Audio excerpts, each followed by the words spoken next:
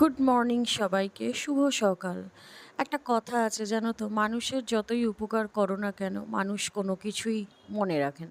প্রতিটা মানুষের খুশির কারণ আলাদা আলাদা। কেউ অন্যকে ছোট করে খুশি হয়, আবার কেউ বড় করে সম্মান দিয়ে খুশি হয়। সেটা যার যার নিজস্ব শিক্ষা দীক্ষার ওপরে, সেটা শিখিয়ে হয় না। তুমি যখনই কিছু ভালো কাজ করতে যাবে, দেখবে তোমার আশেপাশের কিছু মানুষ থাকবে যারা তোমার উন্নতি হজম করতে পারবে না।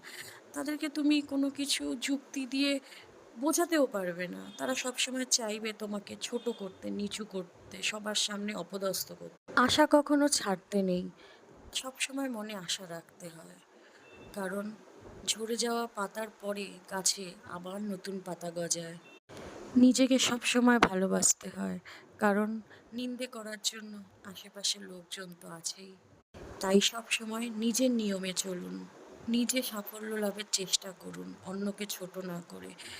তাই নয় কি না? আর জীবনে কেউ পাশে থাকুক না থাকুক, ভগবান সবসময় পাশে থাকে। তার আশীর্বাদ সবসময় থাকে। তাই সেটাকে মাথায় রেখে সবসময় এগিয়ে চলতে হয়।